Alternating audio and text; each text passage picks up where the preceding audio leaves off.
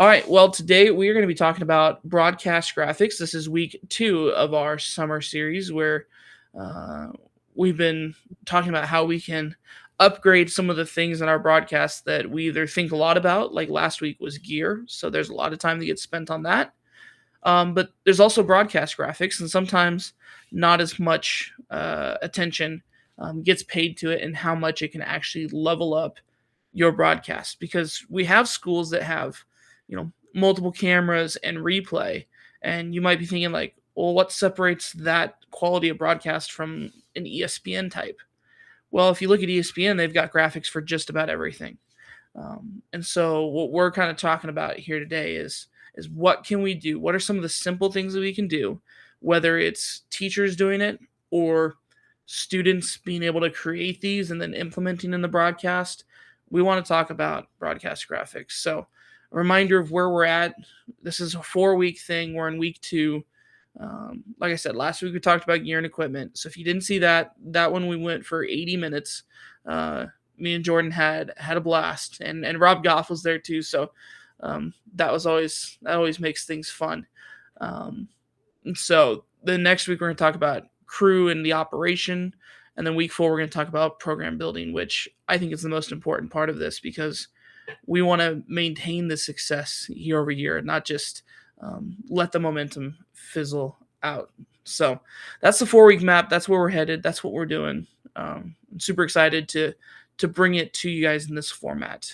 So what we're talking about today, we're gonna kind of start off with like what graphics, right? Like there's so many things when you watch a broadcast, and you might not know the name. You might visibly see it, you might recognize it, but you might not know what it's called, which can then hinder your ability to like look up what is this and how do I make it. So we've got from basic to intermediate to advanced.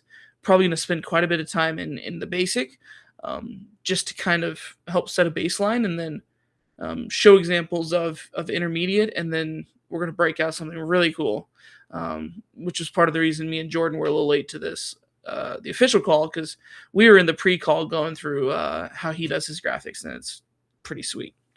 So, and then the biggest thing I think will be the repeatability, and I'll let Jordan touch on that here in a little bit. So the second thing we'll talk about is kind of the graphics platforms, right? So now that you know what types, how do you actually do it? How to integrate it well within your software or whatever you use. And then we'll kind of set out, kind of talk about some activities or additional resources that we can use to help build those graphics, whether that's this week or in the fall when you get back into the classroom, because obviously every teacher on this call or that's watching this has deserved a well-earned summer break. It's only the nerds like me who are really passionate about this that are like, let's go year round. So don't mistake my passion for you actually having to do something. But yeah, why do graphics matter, right? What's the whole thought process behind why you would put something on screen?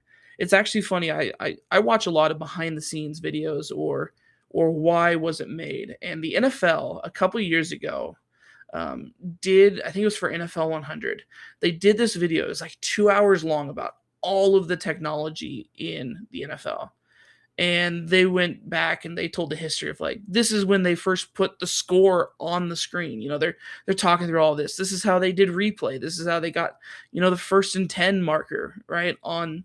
And it's like those things didn't happen when the game first started. But as technology got better, these professional broadcast crews started incorporating that. And so the number one reason that they did was it helped the understanding of the game, right? And so having the good visuals helped viewers at home understand like, hey, this is what the score is. Because when you're at the arena, when you're sitting in the stadium, you can see there's scoreboards. Those have been a thing for a long time. There's scoreboards to see, but when you're just showing it with a camera, the camera doesn't always show the score, or it doesn't always, you might be just tuning in this game, and before there was the internet where you could look up all the information about where's this game being played, it was very helpful to have a graphic that said, oh, by the way, this game, this NFL game is being played in Denver, Colorado, right, at Mile High Stadium. That's what it's called. And so adding that information to people who are completely new to the sport, or that are casual viewers that just need more information. And we've gotten to the point now where ESPN tried out the alternative stats broadcast, where they use the power of artificial intelligence along with next gen stats that they have, and they like predicted who was going to get the pass or whether it was going to be a run. I watched it. For me, it was too much information, but for the probably the nerds of the sport, was fantastic, right? And so that's all about understanding and engagement, right? Getting the viewers to stay engaged with it. You're not just watching the action on the field, you're getting all of these things that help support it. And in this day and age where everything is, if you're going 5 seconds without a cut, there's something wrong, when it comes to not only live broadcast but also recorded media. um, Having those things for engagement really helps. um, and then the credibility of it, right? Keeping something clean, consistent. It kind of helps with your branding too, right? So that's one of the things that at the end of this we'll take a look at Jordan's graphics package that he's created at Nixa. And I think one of the things that you'll see is there's a very clear line through it of like, hey, if I'm watching this, that looks like Nix's graphics pack. It helps with the identity of the broadcast.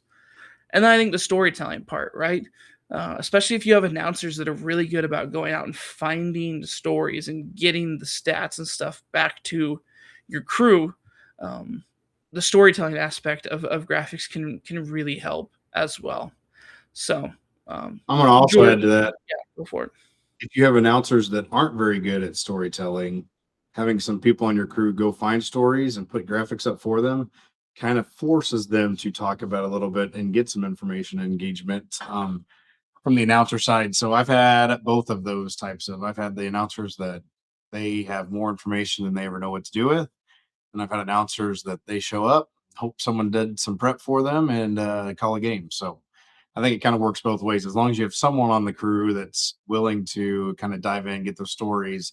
If they put it up on the screen, like they're at least gonna have to read it, and maybe hopefully talk about it as the announcer. So that's definitely kind of one thing. And then up there at the top, a great teacher doesn't just talk. So they don't just like an announcer. We're not just calling a game.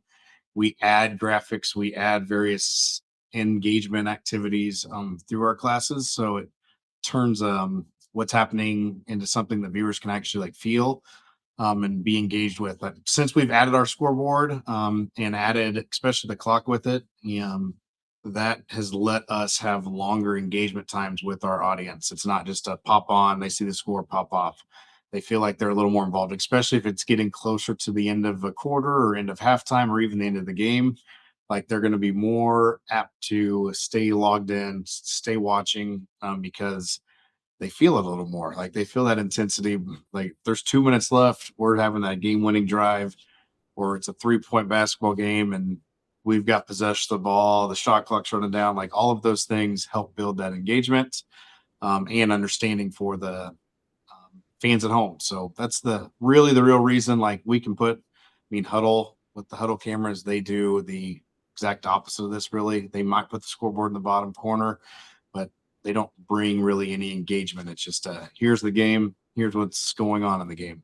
And so that's where the graphics package I feel like really puts you up to that next level. It brings that credibility, like we talked about. It says, "Hey, we're here to give you guys the best fan viewing experience we can." And so that's where the graphics really come into play, in my opinion. Yeah, and it's just like the when you listen to the radio, right? Because that obviously predated any of the broadcasting. Why do those announcers always give you an update of the score and who's in possession, or how much time is left? They do that, like, it feels like every 2 minutes. They keep it pretty frequent. Now for them, it's because they don't have a visual for anyone to look at. And that's the power of video, is that we can put something like a score bug on the screen that at least gives the critical data, right? You need to know the score, how much time's left. And in basketball, it's fouls and timeouts. And in football, it's just timeouts and who actually has possession of the ball, right? And those things are huge. And Jordan, you brought up a good point. Like when it gets, if I tune into a game, like and if I'm just tuning in and all of a sudden I look and I see the scoreboard, like I've been watching some of the NBA, playoffs. And it's like I'm tuning in way late because by the time I wrap up what I'm working on in my personal life, I'm like, oh, there's basketball on tonight. Let's tune in. It's like, hey, it's the fourth quarter. There's 5 minutes left, and it's a 10-point game. I'm like, okay, I'm gonna stick around and watch this. I know I'm not committing just 5 minutes because there's breaks and all the stuff like that, and the clock stops. But like, I at least know, like, hey, I'm not committing the next hour to watching this, but I can at least see this game through to the end. In NASCAR, I love watching racing, but most of the middle part is so boring because it's just cars going around in a circle. So usually I tune in for the first 15, 20 laps, and then I tune in for the last 20 laps, and I catch all the important stuff because all that matters is how you start and then how you finish. So um, that's why some of those things are really important. But Jordan, when we were kind of talking about this and preparing for this, you brought up a good idea, and it's this repeatability principle. And so I'd love you to kind of dive into that a little bit. Yeah, so the main thing is as teachers, like we can have our students make all of these fun graphics and all that stuff, but if it's not repeatable, it's not something that we can edit and change out rather quickly and easily. When that student leaves, that graphic also leaves. And so, I mean, even in my own crew, like we grew super, super fast. And so there's a lot of these things like that we did the first few years that we don't even, it's not even a thought in our um, show anymore. And I wish I was. And it's because the person that was in charge of that was here, they left, and no one else took ownership of that. And so making sure it's repeatable. If it's not repeatable, we need to find a way to make it repeatable so that you as the teacher are not having to 5 minutes before the game scramble around trying to make a score bug or a lower third, whatever it might be, so that your show is consistent game in and game out. Got to make it repeatable. So workflow over talent, score bug on air. Every game beats a full animated package that only works when the right students show up. Like it's great. There's some games you might be able to throw all sorts of stuff on there, and there's some games that I've got a crew that looks really good, and they put a lot more graphics on the screen and put all that extra information versus a newbie who's getting on there and just getting their feet wet and hoping they can keep everything on when it's supposed to be on and that type of thing. So the bottleneck, one person managing manual graphics, can also direct, operate a camera, or call a show. So if that person is fully invested in your program, they may have made it all, but they also can't do everything for you. So you have to have someone else run those graphics. So making it so where it's repeatable, someone can get in there and edit it, get it flipped over. We're not having to upload stuff every single night, or if we do, we know one spot where it's all going to be uploaded to. So it's just an easy couple clicks to get in there. When we first started, that's where we ran into issues. Like someone would make something, but it would we never really knew where it was at, whether it was in their email, or did they email it to me, did they email it to our Nix Alive account. So we started making just a Google Drive folder that we all knew we're going to upload it to that. That's where it goes. And then game night, if I need to upload it, I can. And then there's no questions on what's going on, what kind of graphic. Now that's all changed for me a little bit with some of the integrations we have, and that's the next one. And then where do the integrations come in? You will probably likely have to start like we did, where you're just manually making graphics, putting them on there, whether it's through Canva or whatever platform you want. But then how can we start integrating different things so that we don't have to necessarily make it? It goes and finds data and information for us and then throws it in there. That's where it really gets repeatable and easy. And that's where we are at. And we continue to still make it bigger and better. And I'm still trying to integrate more and more things as much as I can. And so eventually you'll get to that point where you'll have so much stuff you're going to want some sort of integration platform. But to start out, like just something simple where they can make a graphic, throw it into a folder, they upload it before the game, whatever that might be. That's where you can really start, but it's got to be repeatable. It's got to be something that people know how to edit, manage, and adjust. If not, it will be a one and done type of thing, and that's not what we want. Yeah, and I love that perspective of like, you do want to eventually, continue upgrading. I think that's going to be the thing that, as we get to the end of this and we actually show your current system, like that's, you have, a Google spreadsheet doing all the work for you. And then it just comes down to the actual design, the graphical, part of it of like, what do you want it to look like? And then all of the entry of the names and all of the text, like when you can make that all automated and what there's a different word for that, but you know, um, it's a different attribute that you can just it automatically updates based on where you're at. That's really cool. But Jordan, as we kind of put together, and we were thinking about like what do you need at the basic level? Like we're like what are 5 things that would be super easy for a school to make starting out? Like these are, you know, everyone needs these in the broadcast. We kind of came up with these 5, and so maybe I'll talk through them here real quick, and then I'll let you kind of go a little bit deeper too if there's something that I haven't said. But like the first thing, and we kind of they're just in a random order, but I think the score bug's probably the most important part, right? In today's day and age, that's why the huddle focus camera has worked to incorporate that scoreboard, even if it's just the camera captured. That shows you the importance of like you got to have the score and the time on screen because that advises so much of your viewers. Knowledge of what's actually going on in the broadcast, right? Do they know what happens, right? Do they know what the score is? Do they know how much time's left? So I would say that's probably the most important one if you had to rank it is like get a working score bug. And if you work with Strive, we have our own.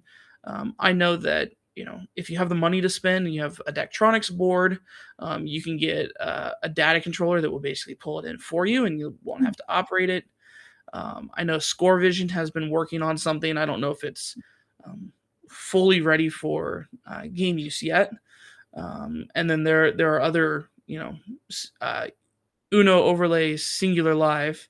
There's all of these different platforms that kind of have their own scoreboards that you can take and use without having to code your own. Now, in the day and age of AI, it probably is actually not too hard to probably code your own.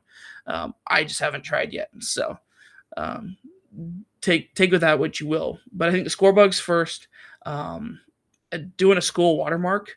How do you know that you're watching an ESPN broadcast, right? Without yes, you nowadays you click on ESPN and then up comes your program, but like when it's cable and you just flip to a channel like whatever 10-2, oh, this is ESPN 1, because it just says ESPN, or it's ESPN 2, or it's ESPN on ABC, right? They have those little logos somewhere in the screen where other information is not popping up. And I think for your school to help with brand identity, right? We talk about this.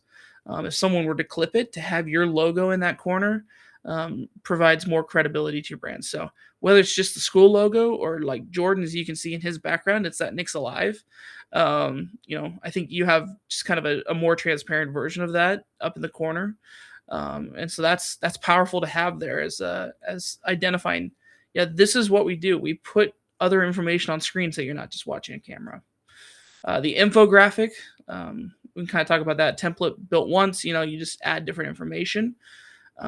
That's something that we encourage schools, and this then forces you to actually kind of have a pregame introduction to your broadcast. I think sometimes we'll see some schools that all of a sudden it's just turn the crowd mic on so we pick up the announcer doing lineups and the anthem, and then they're out there in the circle for basketball and they're getting ready for tip off, and all of a sudden now your students start talking.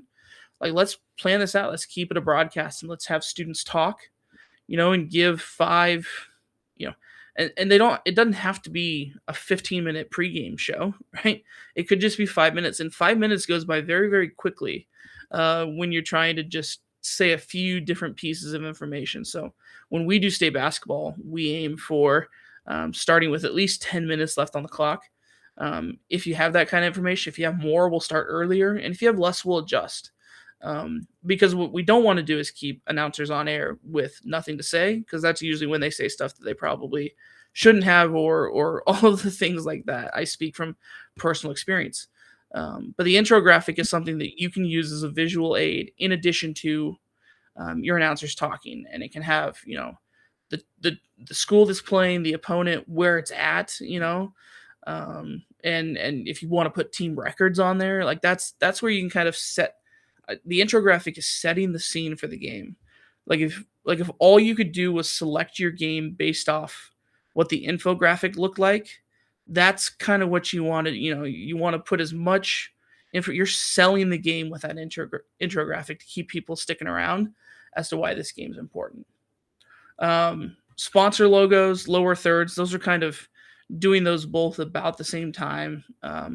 Lower thirds, Jordan's got a few examples we'll see later where he's got, um, like the band. So if you ever show the band and they do a halftime performance, putting that information on there. If you have the national anthem, if the national anthem's always if it's sung by somebody and you know who that is, you can make one for them and highlight them on the broadcast. If they play at halftime, and all the different things you could do that for the band. You could do coaches, like if you pick up the coaches, you could do an isolated shot of each of the coaches, and these are, in my opinion, very intro, starting level. Like every coach has a name, and we don't have to have the coach's, headshot, right, of from the teacher site, but we can at least put the name and then show them on camera, and hopefully you identify the right one. And then sponsor logo, like as you're getting sponsorships, and I'd encourage you to go out there and get that. Find a way to put their logo on screen at different moments. Maybe you have a certain halftime sponsor, or you know Jordan and his kids do a whole pregame show where they're actually down on the sideline. And Ben, I know you mentioned doing the score predictions, so stick around because Jordan showed me that. That's partly what took so long because I saw your comment and I said, I got to show you how we do that. And so yeah, think about the different places you can sponsor and get names and graphics on screen to help promote them too, because people will see it. Like your eye is always scanning the screen to see what's there. So, Jordan, anything I miss on those? I'd also say sponsor logo, like when you are growing or want to grow and you don't have the funds to do it, sponsorship, you can throw a graphic about anywhere on the screen at any different parts of time, whether it be tagged with an event of the game, like whether it be timeouts, or just like a title sponsor that's kind of there all game long. It doesn't move. But if you want to gain more money and want to try to build your program up a little bit, you can start adding like timeouts, first downs. I always stay away from touchdown because that's kind of the students like highlight or spot or team spot. But people always ask me, "Can we do touchdowns?" Like we can, but I'd rather you could do something else, and we focus on the student on the team at that point. And people are going to be so excited and going wild on a touchdown where they may not even look at your sponsor or know what's even going on. But timeouts, there's nothing going on. Like they're going to see your brand, they're going to see your name there. That's one way to grow. There's 1,000 different places you could put them. You could put them on player graphics, 3 pointers. I mean, field goals. There's a whatever you want to make. There's a sponsorship spot for it, and that's where you can kind of throw those in there. The school watermark, one thing that I was told from the beginning, because I had mine down on the bottom lower with my crawls, and they said that's a great spot, but there's a better spot up in these top corners. Ooh, going the opposite way up here at the top. Because if the media or someone from the media were to ever grab that game and put it on their broadcast, they're going to have all their junk down at the bottom and it will cover up your logo. And so if you have it up top somewhere, they'll, with even if they're supposed to give you the credit for it, whether they do or not always, that'll depend on them. But at least your information's up there to where you can kind of see, hey, this was from Nick's Alive or from whatever program we have. So that was one thing that I did early in the game. Had it down below, and they're like, you really need to bump that up just in case something big ever happens and you do make top 10 on ESP and people can kind of see your brand and see what's going on. So that's just a little note that I never even thought about. I was trying to keep it out of the way, and they're like, no, you need to put it up there. Lower thirds, that can be for anything. When we talked the last time about repeatability, like there's things that happen through the game that are going to repeat every single game. Like there's going to be national anthem. Even if you don't have the singer on there, you can just put national anthem if you want. For me, I've got Nick's a band and the director. Anytime sometimes they're there to do it, sometimes they're not. But it's there, ready, set. Don't ever have to change it. The kids made it and we're good to go type of thing. Score bug and lower thirds, like for our games anyway, we're always recognizing this, that, and the other. I always say everyone in the stands plus their second cousins, we all recognize. So it's like we recognize all 5,000 people in the stands for some reason, and the lower third just keep going. And so you're recognizing probably someone at some point. You even said the coaches. That's a great example. Like first name, last name, whatever the team name is, head coach, or even just head coach would work. If you really want to dive into it, you might be able to get their record or their record at that school or their all time record, even throw in there. And most of the time, we don't do that. Every once in a while, we get to big tournaments or something, we might deep dive that deep. But most of the time, it's just, hey, here's the head coach. The cheerleaders, they're at a lot of the games. Those are things that dance team, all of those types of things you can make ahead of time. Stick it in there. You don't have to worry about it. It's locked in, ready to roll, and it gives the student who's running graphics something to do, because graphics can get boring, because they were just worried about the scoreboard really, or maybe the intro graphic, and then maybe putting a player graphic up. But if we keep them busy with various different things and kind of keeping them focused, that's where I find the issue more than anything. Like as long as they stay focused, they're going to have fun. They're going to have fun putting all that up, and viewers are going to enjoy it because they get to see more than just the game. They get some of those little tidbits that they might hear at the game that we don't, they're not there, so they don't get to see it. So that's the lower thirds can be beneficial, and just to give another little bit, give someone another job to do as you're starting to grow your program. Score bug, you kind of hit on it. Like the biggest thing, make sure you have teams on there, or at least a way to identify them, the score, and then period. If you can get clock and all that, shot clock and game clock and all that, that's even better. But really, score and period are the big ones. So people can tune in, see what's going on, and go from there. And there's 1,000 different ways to do that. We can talk about that here in a little bit. Hoosier on placement, on what that looks like. And then the intro graphic, this is where I feel like the kids can have the most fun, because it's only up for that certain amount of time. You can have as creative or as boring of an intro graphic as you want. And pretty much all of these and a lot of the programs and platforms that I've seen and used, like they all have templates you can also do.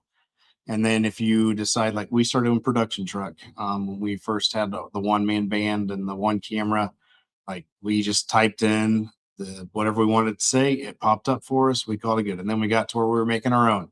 And now we've got to where it's all integrated. So it's all branded the same way. And that's how ESPN does it. Like they've got a set package and they can throw whatever data points they want into that various graphic that they want and make it look real time. Like some of the stats and stuff they pull out of there is mind blowing. But the intro graphic, all of these things, I've got a unit in my class where they have to make a graphics package and on Canva, and it may never get used, and it's in Canva. But that's where our current score bug actually came from. A kid made it in Canva. We've then transferred it into our singular.live that we use. And so it was kind of fun. The kids all competed. They had teams, and they were all trying to make the biggest and best graphics package. And some of them had really good individual graphics.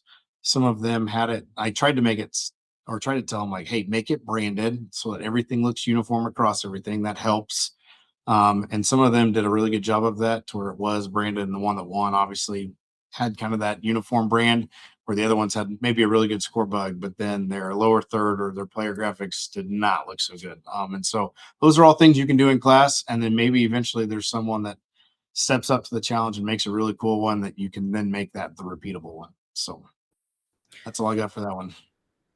Yeah, that's good. And one last note, because we've been on this site for a bit, but um, as if you do want to implement that in class or just as an activity for kids that are a part of the team and maybe don't have a class quite yet, but like pull up. I mean, if you got YouTube TV and you've got some of those games DVR'd, or just look, like people will take screenshots of the graphics package. And like one of my favorite things is to like um, one of my favorite scoreboards is what NBC used to do. Now they've gone to it's very narrow and tall score bug for their football stuff. But just kind of seeing the evolution of NFL score bugs, like that's something you can Google and you can find all different kinds of examples of it, and just kind of get your kids thinking about like what does this look like, what does it include, and then mocking that up and looking at what other people are doing, which is always Also, why go for it. I'd also say there's no right or wrong way either.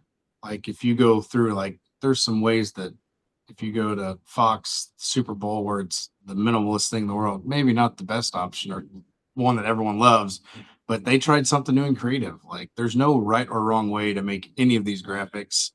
It's just getting them made, making them to where you can use them, and then getting them up there. Yeah.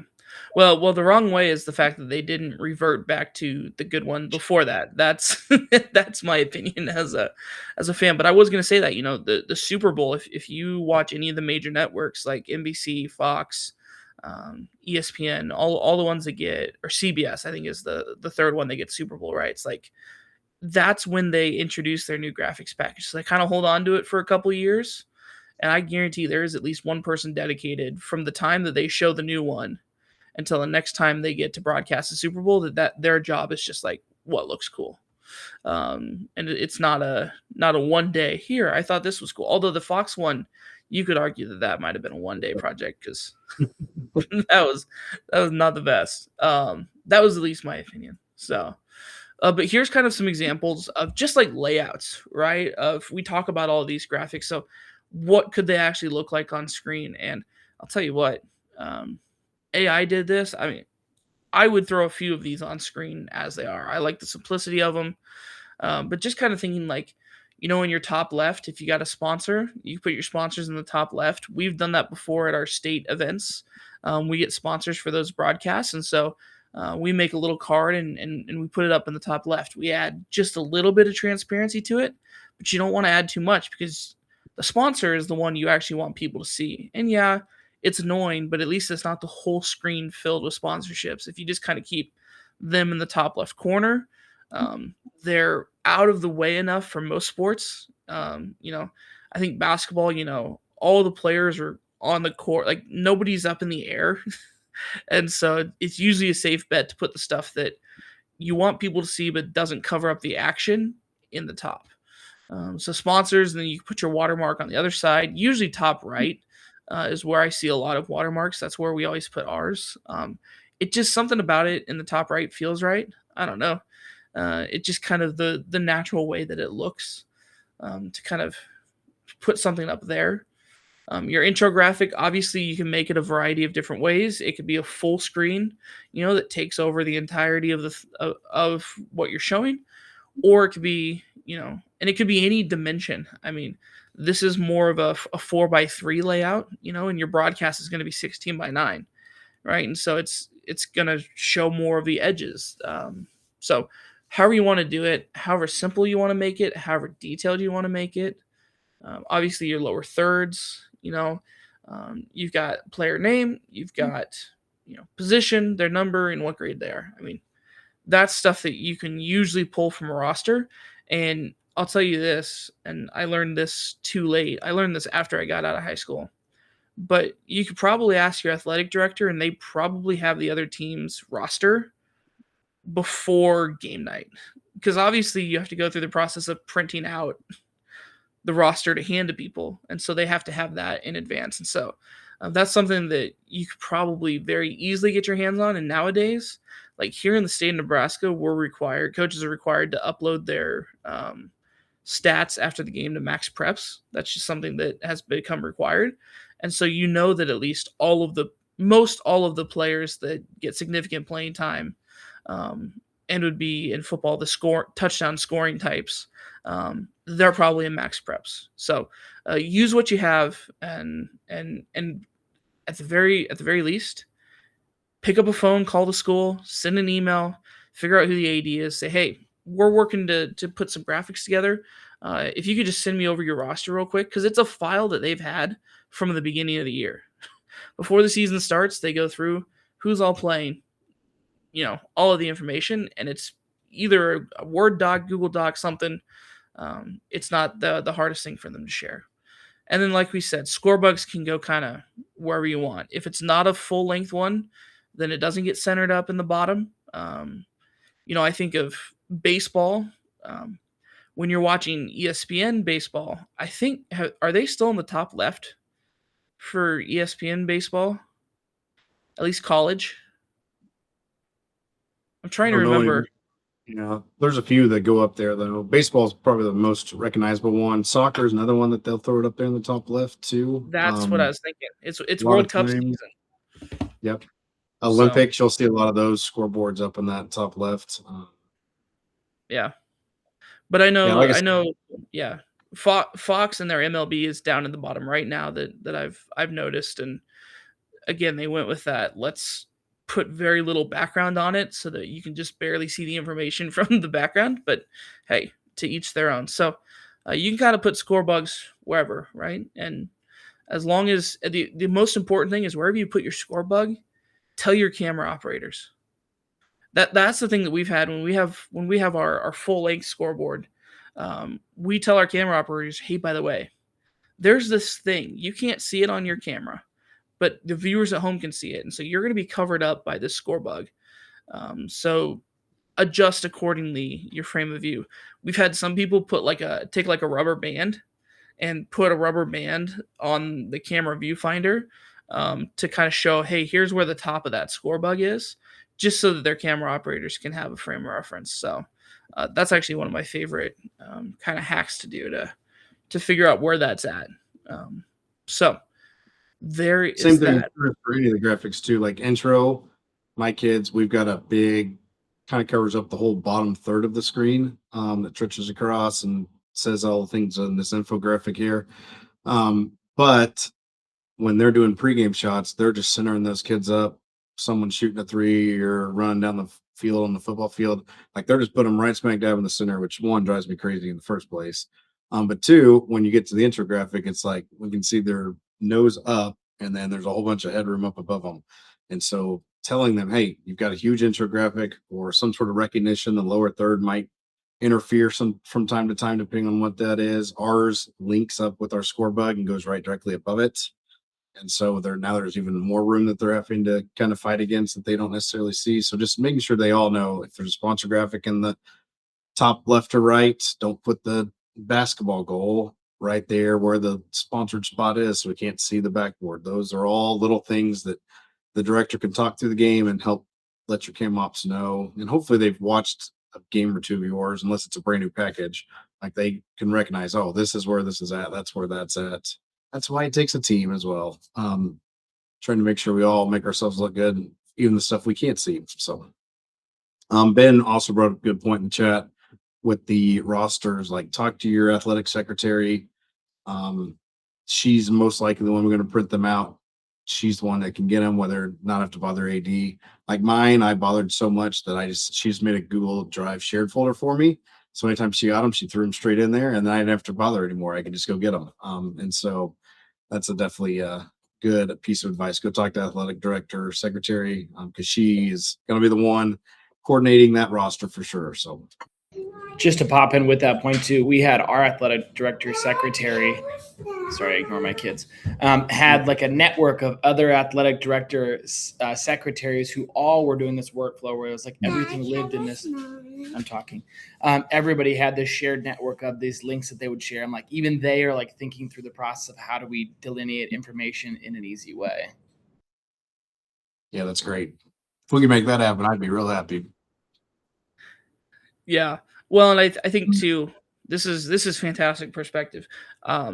You guys, both Ben and you, Jordan, are at schools that are large enough that the athletic director has a secretary. Uh, at my school, there was one athletic director, and maybe the high school secretary handled a little bit of the printing, but it was very much the athletic director handled a lot of the stuff. And so, from my perspective, I'm like, just go straight to the guy. For you guys, you're like, your athletic director's doing so much other stuff. So that's depending on your school size, make a plea accordingly, I guess, to get your rosters. So, uh, Jordan, you want to kind of walk us through kind of this intermediate level, and we don't have to spend a whole lot of time, but just kind of introducing what these are for those that maybe already have the basics down and kind of want to expand the graphics that they're offering. Yeah, so this is after the big thing is here. You don't want to just start throwing all these in here unless they are repeatable. The versus graphic, that one might be repeatable, where you can have a graphic that covers up and goes back, kind of like the intro. The intro and versus could be very similar. But a lot of these, they're going to kind of take you to the next level and going to take a little more work. And so making sure that you have all of the basics, the foundation set ready, that's all repeatable, then we can start moving our way on up. And it says only after basic is locked in and repeatable. That's the big one there. Then we can start working on some of these other things, unless they're fairly easy to do and you can throw in. But these are the ones that will end up getting missed or lost if a student is kind of sole responsible for them and then ends up graduating. You may never see them again. And so these build upon the basics. You got the player spotlight bio cards. We've got two types of these. For us, we've got a replay spot, then we have an in-game spot. So that way, if it's in-game, that means the scoreboard is still on the screen and it works along with the scoreboard, doesn't cover the score and all that time and all that stuff.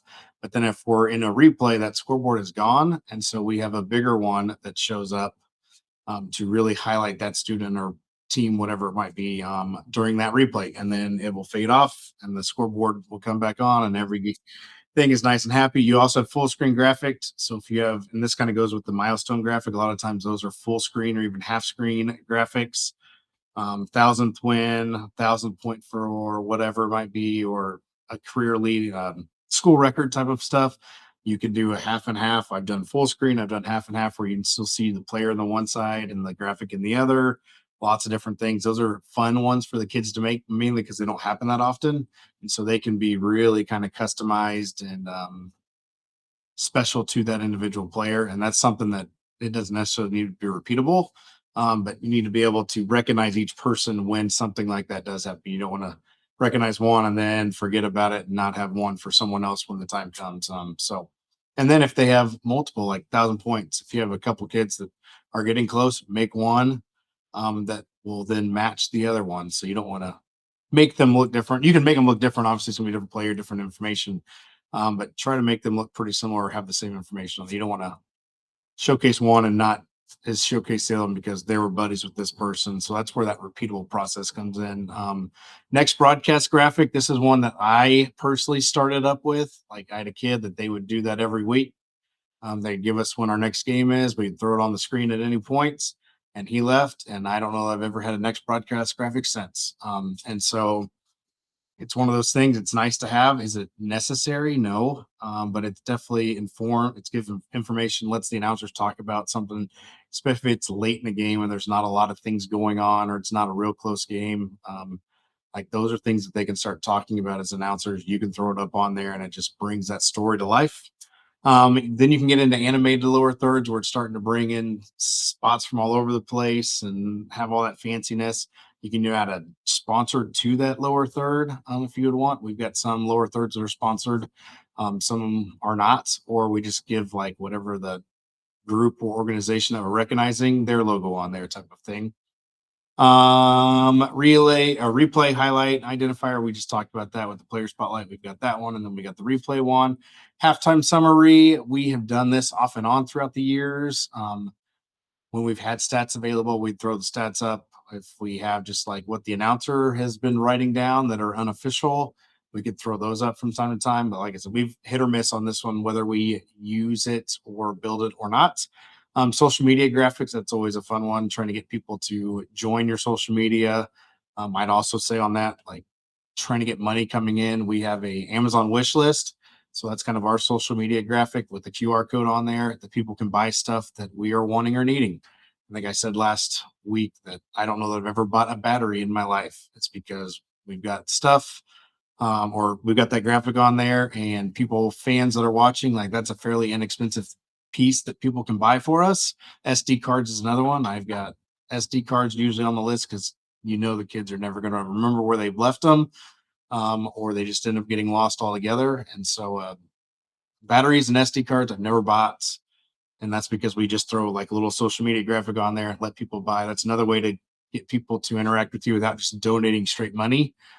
Hey, go buy some of the products that we're looking for, big and small. We've got a wide variety on our list. And then the sponsorship segment, we've got a bunch of different varieties of that. We've got a pregame sponsor. So all the way up until tip, we've got someone that's in charge of that. So that's on the intro graphic. It goes up above it in the center of the screen, which is annoying a lot of time because the kids, they'll put that player right there in the middle. That graphic will be right on top of their face. And you're like, man, that looks terrific, guys. Thank you so much for that. It's like, let's move it left to right and it'll look even better. But that's another spot you can sponsor. Halftime's another one where we have a different sponsor for halftime. And then we still have our presenting sponsor that's in charge of the entire game, or they have the entire game. And anytime we're going in and out of break and commercials, they get the spots. But you can have one at halftime. We have another one post game. So we have a pregame, halftime, and post game sponsors. So 3 different spots that all kind of have the same validity and sponsorship level too. And then you have the title sponsor that's in charge of the entire game type of thing. So there's different ways to work sponsorship and what those graphics may or may not look like on the intermediate level as well. Ben, who's your anything on that you like, don't like, things you do? Yep, go for it. I just have a point. I did a summer. I worked with the Storm Chasers here in Omaha. Storm Chasers is a AAA. They feed into the Royals.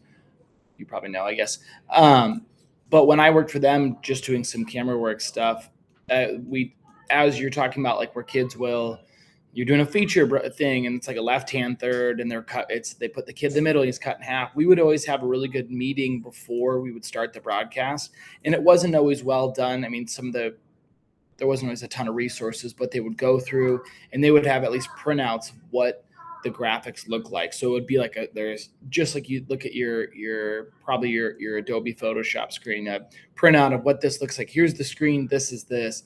And then at least people can see kind of what those things look like. And they were really organized where they had a run sheet too, which that's like pipe dreams. At this, we always do this. At this, we always do that. They were really, really good at those things because we're talking some real money here. But that was really helpful in the sense of like we're talking repeatability. If you're like, okay, between the first and second quarter of football, we're always going to run this. And like then kids have that repeatability, or they know that's going to be that thing over and over. Even if you have a different camera person that switched, that was always really helpful to see kind of like, what does everything look like? Where did these fit in? Beyond just, of course, your intro, you may have a ton of flurry of graphics, but in the middle, where do other things fit in too? Yeah, that's really good. We do that same thing usually after the first game or two. Once we get it, we'll show our broadcasting class and be like, here's what this looks like, but showing it pregame would be even better. And that'd be something the director could kind of get set up in their notes and prep. And it may be the same exact thing every time, but letting all those kids see it every single time. Like, here's what we're going to be doing. Here's what these graphics look like. Here's where we need our faces to be. We do a crowd games at halftime. That's another sponsored spot for us. And so the smile cam's over here, but if the flex cam, it's down at the bottom. Simba cam's over on the right side. So giving them a visual of all those would be super helpful. I'm going to steal that. Instead of just showing it after the fact, doesn't do us much good.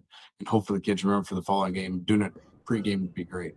When it's so helpful too, because those like smile camps, we did I'll never forget, we did a Fly the Eagle. We're the Eagles and they do this is our big thing.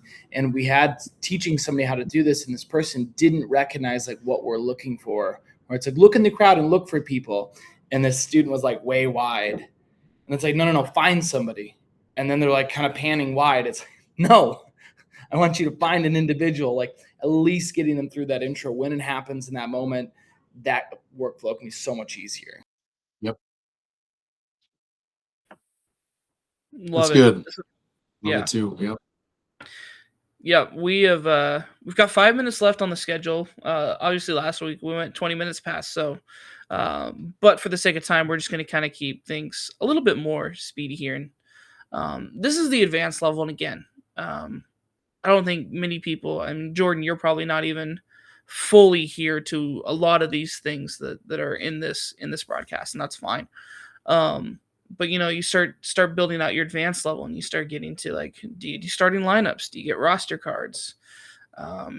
Like you were saying, crowd games. Is that something that you try to do? Like, do you try to do like I always think of like the Aflac trivia for college football.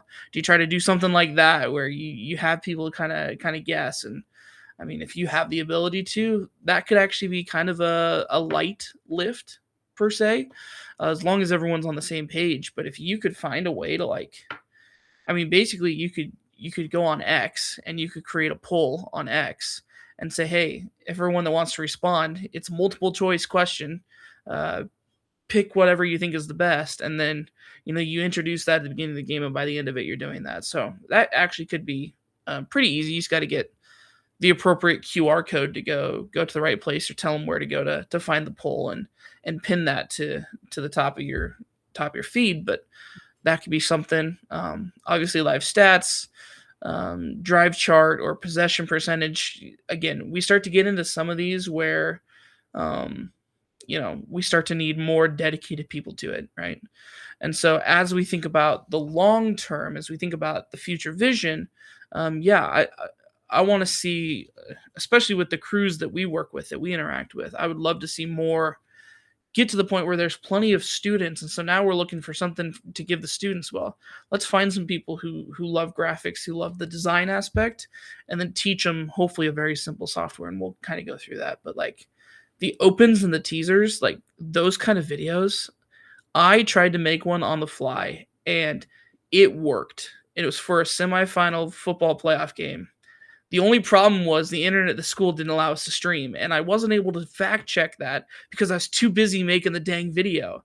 And so, even though there was a really cool video made, like I flew the drone, I got like footage of the players, I put it together. It had a really cool non-copyright, like broadcast safe song, and I played it. But then as I looked at our streaming software, I'm like, oh, we're not even live. I said this is a problem. So again, the more hands that can help, the better. But these are just some of the things that we think about. Do you do like a little, a bumper graphic, like, all right, like you're watching ESPN, they're going to commercial, and so instead of the full scoreboard, they then get like first quarter 3:12 left. The score is this to this. That might be something that is not easily automated at the moment, but could be something that you work towards. So that's kind of the advanced level. I think we've kind of talked about this a little bit. Ben, you shared your thoughts on this of like, kind of thinking maybe pregame something of like, how do you show that? So again, if you're watching this after the fact, feel free to drop in the comments one graphic that you've seen that you wish you could replicate. We'd love to brainstorm with you and get you to that point. But also, as you've seen by watching up to this point, there's also kind of an order that you probably need to build your graphics in so that each of the skills are compounding on all the others, right? Like for Jordan, I want to give you at least 10 minutes to show off the animated stuff that you have, Jordan. But as he's built it, it started with animating a few other things, and then he got to the point where they now do a pregame show and they do pregame picks, right? But that skill was built upon the skills of probably using that software to build other things, right? And so kind of figuring out where to start. Again, this is just a good one. Screenshot it if you want. We kind of put together some different web-based and HTML platforms.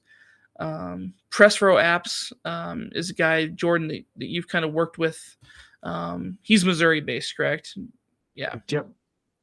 Yeah, and he's kind of mixes the best of both worlds. He's a one-man band at the school, and so he's announcing while trying to also keep some stats so he can talk about it. And then now with AI, he's made it so he can stat it. It pops up a bunch of information that he can talk about in the broadcast, trends, things like that. And then also now a graphics section that even for baseball, I'm sure it'll get to the point where he gets it for football and basketball as well, but gets it to where it auto triggers some of these graphics. Like the scoreboard's on there, but then when they go to the end of the inning, it gives you your line score and then goes to show you who's due up next. So all sorts of options, especially on the web based, where you can just throw a web or a web browser overlay into it. That's what all of these are.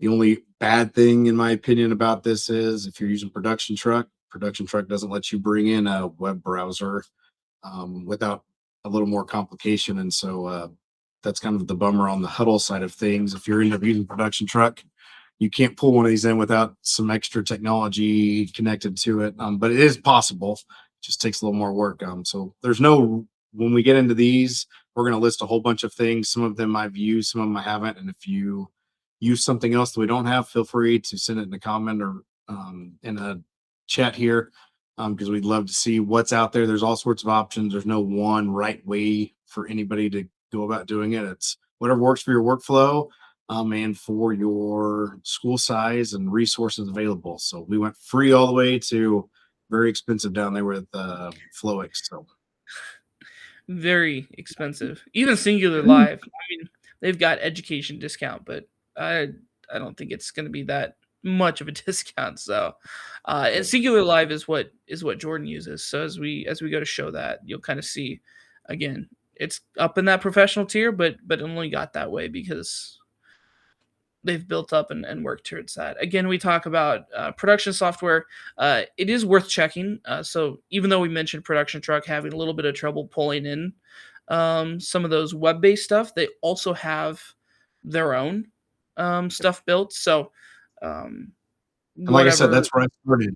There's yeah, pre-built templates in there, and you can even get to the point where you're adding a starting lineup, even though it's in the advanced level. Like they already have a template built, so you might be able to throw that little piece in, even if you're in basic. Um, to do that, the big thing will be trying to get that done each and every game, and someone getting everything set and ready for it. But yeah, before that was the web browser style, all cloud based. These are now built into your computer, your software, whatever it might be. So it's not quite as easy to edit, because you're probably likely going to be on that computer that has that software on it. And not everyone has access to it, especially if we've got one vMix machine or one Huddle production truck machine and 30 kids in class. They're not all going to be able to log in and do that. But I started New Blue's Captivate. It was something else. I think it was just New Blue FX before. And it was great. But when we were making graphics, like it was one person making graphic at a time, where now I can get on Singular. We can all log in, make different graphics in different folders all at the same kind of time. But that gets pretty cumbersome for that web browser. And you get a lot of information on there you don't need. So I just started having my kids and make it, like I said, in Canva. And then if we really like their design, we'll move it into one of these style programs. But there's a different option for everybody. Stuff that's built in, stuff that's online, web-based. There's a way to get graphics out there for your viewers, and the style you want to do it, totally up to you. Ben, what do you use for your stuff? I'm usually Photoshop is what I'm using for most of my stuff, so it's all static. But I like the vMix. Tyler is one that I definitely want to look at. We were talking about a big thing we run into is everything static, where it's like you've made it, it's stuck. What it is what it is, and something we've been looking at when you guys talk about the bump in graphics of like halftime. This is the score. Like, how can we, if not automate, like make that faster, make that simpler, smoother, where it's like you're just punching two buttons, it automatically changes to what you want. It's up to date type thing. And I think that vMix Tyler is me a big one I'm gonna look into.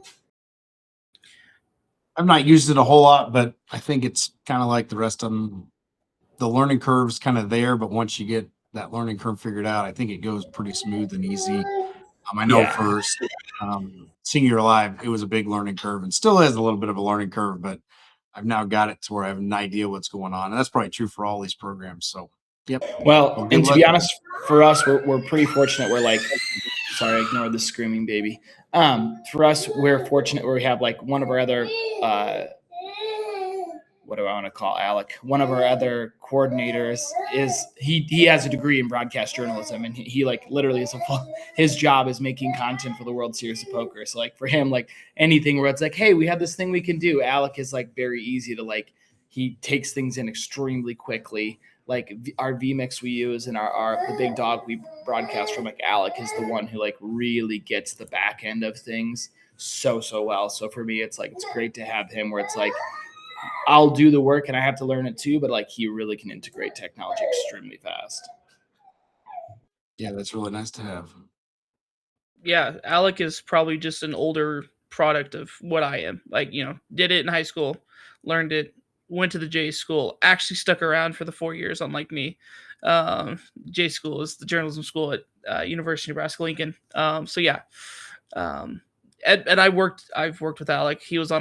We were on the support team at the same time for Strive, and then yeah, if you have access to a resource like that, it does make things a lot easier. And if you don't, that's what we're here for, right? If you work with us, that we want to help you understand that, and integrate that better, right? And also, so that's what the So community's here for. We all use different stuff. And so if you ask a question, one of us probably has done it or used it before or can help tweak and adjust and learn ourselves how to do stuff. So the community, huge part of that as well. yep. And I'm gonna roll through these here real quick. Just the four different types of ways, and it all depends on the system, how you're using it, what you're doing. Browser source, that's what a lot of the Stripe scoreboard is getting into your broadcast. If you use that, that's a browser source. It's taking a web page, a URL with transparent background, and then you're just overlaying it. So OBS, vMix, Wirecast, they'll all accept those browser sources. Native internal, we talked about that. If your program already has something, so GT Titler and vMix is something. Wirecast has a few built in, and of course, Huddle Production Truck also has those built in. NDI, this would kind of be that next step up where you have a dedicated computer running a broadcast graphics kind of software. And I think that's kind of where Singular Live comes in. It's not running on the same computer that the rest of your broadcast is running on, right? So you might be switching cameras in vMix, but you're running. Actually, I did this at State Track this year when we were broadcasting it. I needed a computer to just do a full screen capture of the results as they came in from being timed. And so I set that up on my laptop. I made sure it was on the same network. And then I put the actual screen capture in Wirecast. I did an output of an NDI, and then I was able to just pull that NDI feed into vMix to add into the stream because I ran out of screens on vMix to have multiple screen captures. So I said I'm gonna have to NDI something. So as long as you're on the same local network, it usually runs pretty well. It's just a little bit more complicated to kind of get set up, but once you do, it can really make life easy. And then hardware key. I mean, if you get to the point where you get, like the professional broadcast have a whole system dedicated to it, and that's kind of that separate computer, but separate in a way that it's like a server rack. You can have a couple different people working onto it, and then it feeds right into your switcher as an input. Again, those can get to the expensive parts of when You we're can be talking about teaching us when you get to that. That's what I want. If you can teach me how to do some of that, it'd be great. So those are kind of the single methods. So again, real quick, and Jordan, I'm going to let you have your 10 minutes. We're going to get to 80 minutes again, which we might as well just start scheduling these for because we end up taking it up. But couple things here for you to get some ideas of what you can work on right now, right? We've given you all this information. You're like, all right, now what do I do? Right. So I think the first thing is just audit your graphics package. And if you have nothing, okay, you've audited it, right? You now know we do 0, but I think everyone at least has a score bug, and they've maybe made one graphic or something like that, right? So where are you at? What are the things, like if you look at that basic level, what are the things that you want to start to add to it, right? What's the bottleneck, right? Is it your software? Is it trying to figure out how to get it integrated? Is it lack of design? Like, where are you at? And then I'd love to, if you figure that out, let me know, and I'd love to help you out, right? Because my whole thing, I actually bought a book talking about bottlenecks and how to like get around bottleneck. Like that's what I love to do. Is I love to problem solve and get beyond that to enable you guys to do more. So if there's something that you're struggling on and you're like, I don't know what to do, reach out to me. I'll help you as best I can. Kind of start mapping student roles too. So a little bit of prep for next week. But that can help you identify, like, do I have a student that's going to be free? Do I have enough students who can run a score bug if you have to manually run it, or trigger the graphics if you can, right? Start thinking about that now. And if you're then if you're having to run the scoreboard manually and try to run these graphics, like that can be overwhelming a lot of times too, as well. So making sure if you're manually doing it, you may need to have 2 people in that graphic spot running, one person just running that scoreboard, especially if you're trying to add time. to it. Like it becomes a lot, especially in a basketball, volleyball, where it's pretty fast paced. You're doing a lot of button clicking. You may not get the graphics up that you necessarily want without another person. So yeah, definitely important. Yeah, and so yeah, we're looking forward to next week, right? And so again, we want to make this as student led as we can. So we're giving you all of this information to then take and be like, all right, students, how can we help you make this? How can we make it so that they own the roles, and not just the task too? And like that's the thing that I think is awesome about Jordan's project that he gives his students, is he just says make a graphics package. He gives them a little bit more guidelines than that. But instead of just saying, "Hey, I need you to make a lower third that looks like this," come up like let them have the creativity, let them come up with it. And some aren't going to do as well as the others. We as teachers know. Well, I can't speak for myself because I'm not a teacher, but you as teachers know that there are some students who will really show up and care and will give their best effort to it, and there will be those that just don't all the time, right?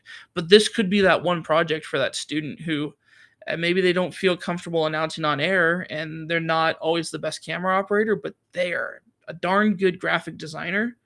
This might be the project that they finally like. I feel like I've contributed to the broadcasting program as a whole. So, again, next week we're going to talk about student management. I'll let Jordan share here in just a second. Let me finish my talking. I'll let you go. Um, Again, we're talking about how to build a crew, not just a class. We're going to talk a little bit of recruiting, standard operating procedures is what SOP stands for, scheduling, role assignment, setup, teardown. How can you make these so that students um, are interacting with them and they're doing it right? Because the goal is not that it fully runs without you, but we want you as the teacher to be able to take that step back and be able to see the program as a whole without being so bogged down, like just going from the next thing to the next thing, because that doesn't allow you to think about what the next upgrade is until you get to a time like this in the summer, right? So we need you as the teacher to be the one that has that 30,000 foot view, and let your students be the ones that are down at 5,000 feet or 1,000 feet or on the runway, hopefully not crashed and burned, doing the broadcast, right? And so that's what we're building towards, is letting those students do that, and then it'll hopefully survive when that student graduates, because you as the teacher have the general overview and stuff built out for your students. So Jordan, I'll let you go, and that's our last slide. So I'm going to stop sharing. So if you want to share your singular live here and just kind of, I guess, brief, and we can, if anyone wants to see this more that's on this call, I think we can go more into it too, at a later date as well. But it is really cool. So I'm gonna shut up and let Jordan share what he's built. So I'm on Singular.live, but really the ecosystem and structure comes from this spreadsheet. You can see down here, I'll just pull this up. There are a lot of tabs with a lot of information that's pulled from various places.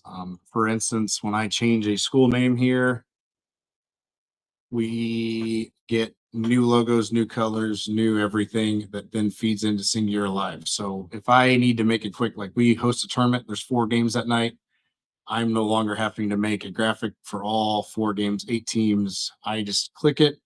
It goes and fills in all the spots for me. That's where that integration comes from. And this was not, when you look at this, it started with the input, and then it started with what the graphic system actually sees, which is this graphical data.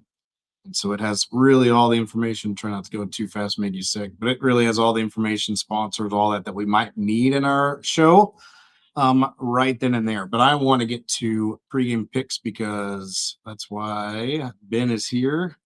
So if you go to pregame picks, you will see, let me scroll over. This is what the students see, and this is where they go and edit the information. So they go find the away team, find the home team. Like they pick the team from the list that pulls those colors, it pulls the names, it pulls all of that information, logos. So it makes it really handy, especially when like we're playing like this Kirkwood, they're 3 hours away from us. So we had to add the logo, but we didn't have to recreate it. And now that it's in there, it's in there. So away team, the record they have, the home team, the record. And then I've got a 4-person pregame show that's pick 1, pick 2, pick 3, pick 4. So the kid gets on here. They pick the school that they want, and this does not have to be a drop down. You could manually type them in and get the same results if you wanted to, especially get started without all the fancy integration and just have names and stuff all like that on there. But that is how that is all ran. So then each game has its own individual row. And if I scroll back over here, you can see all the data that goes with that. So it's Singular is going to read all of these spots and say, oh, Pick Four's logo is whatever that team logo is right there. Here's the colors that go along with it. And so then when I get into Singular Live, this is the script editor because I don't really have it live yet. I've done a whole restructure of my graphics program where I used to have a basketball package. I have a football package, baseball package. They all look very similar, but anytime I made an update, I'd have to go change every single one of them. This one I'm working on. It's hopefully going to work in the summer as the summer goes on, where I can change this, like where it says Gold Falcons. I can then change that to my football spreadsheet. It's going to go pull football, and now it's touchdown Falcons. With just one simple click, it goes and reads the correct spreadsheet, goes finds the right colors, all of that stuff that goes on behind the scenes. So but that's again also not why we're here, but that's the idea of it. Let me go find my account or pregame pick. So we go You now pregame pick. you now see Yeah, go why ahead. we were a little late to the call, right? we were deep in the weeds on this. It was awesome. So this is just a simple graphic that we made in the background. Um, these, when I go down here to pregame pick number, I can pick the row that I want. It changes those colors. It changes the sponsors, changes the record. And then when each kid, so like me, the first one here, I don't ever pick. That's just a template spot that I put in there for myself for now because I try to stay off camera and definitely off mic as much as possible. But when I give my pick, I'm going to say I think it's, I don't even know who it is. I didn't get those to sync up. I forgot to update. Let's go back and do that. Either way, it'll pop up. Hopefully Kirkwood or Ozark on that spot. Don't really want to refresh it. Let's refresh it though real quick. See if I can get this to work like it actually should and show the correct person on there. So there's our pick, data viewer, football. There we go. Now I'm not on it. That makes me feel better about it too. Nope, still pulled me back on there. There we go. Okay, so we picked Carthage. I picked 3521. So then my graphics person, I still messed something up. Click too many buttons. That's what it is. That's okay. So then when the second person there, Carter, says it, my graphics person hears him say, I think it's whoever the pick is, Carthage as well, and they put that graphic up. Same thing with their third and fourth pick. You can pick them, put them up whenever they start talking about it. And then my goal eventually is where I click this next button, it takes them all off, and you will see that it works, but it actually gives away the pick for the next group. So I've got to work on some timing on that one. But the idea is there. But that's all fed from that spreadsheet, all integrated with the scripts that are over here. That allows you to link up. A lot of the programs allow you to do linking. I don't know about Titler Live or vMix Titler. I don't know. I know there's a way to add data. I just don't know how the linking process works. I know in New Blue Effects when I did it, it was literally like taking here's our Google spreadsheet. I want to link it to this particular field. It's probably something similar to that in vMix, but I don't know that for a fact. But same concept. Even if you did this in, I think you said you were doing them in Photoshop, make the Photoshop background, have that graphic pop up. You click the little play button or pop it up, on button, whatever you want to call it, or however you use it, and it pops up there over the top for you. So you could do the same similar type of approach.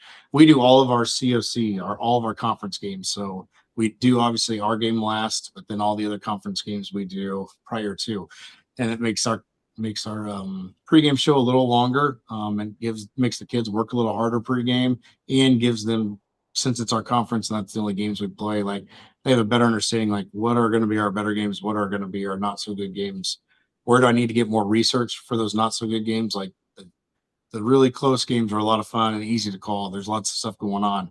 So it's ones that are blowouts where it's like, well, we need to find some stuff to talk about. And so that can help them kind of guide them just when they're announcing as well. So anyway, Is that good enough, Hoosier? Do I need to go more? Yep, you have a question. No, Go you for well, it. and I raised my hand.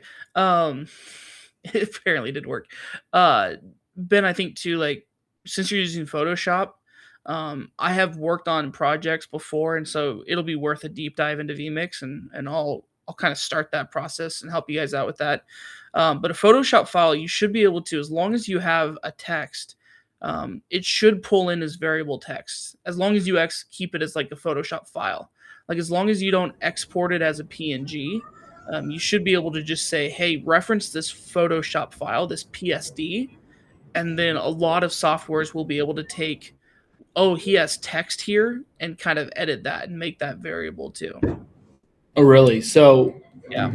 So it would be I'd have to pull the PSD file, put it in, and then bring that in as a source. That's kind of how vMix reads it, and then Yeah. I'd be able to link it. Is that what you're saying? Like similar to this situation, or is it I can edit it on screen? Then I think you'd be able to edit it in vMix's GT titler for sure. Okay. And then we'd have to start to look at like, can we tie some of the data points, that variable text, to a spreadsheet, and Yeah. see if that integration is there, because that would That's then the thing complete the where whole package. you create that base, and even what I was writing down here as I was looking at Jordan's stuff, like even like we never talk about who's on the crew. We say it, we always say who's on it, but like that changes so often, that changes time to time. If you can simply go Billy, Johnny, so and so, bing, bing, bing, bing down the line, like that's something that can easily change. Like you just make that template, like we talked about just in Photoshop. Yeah, that'd be. I'm interested to see that. And now, Hoosier, sorry, I want to ask this question. This is a vMix specific one. Is our vMix is vMix Titler then built into that? Do we need to buy vMix Titler, or is it built into our vMix Pro? Okay, You have it with vMix. Yep. I need to figure out how we log in then to that process too. It's all within the app. It's within the vMix app actually. Okay, that's It's the worst part for us is all of our stuff lives on the big dog. We're mobile to a T. Like every broadcast we do, we set up, tear down, goes back into a closet to be seen not again until we do it again. So it's always like a tough part of like for us or for me. Usually it's me getting to do the back end stuff when it's like the dog is or the broadcast, the computer is tucked away, not set up, Not on. I know that feeling. We're mobile as well.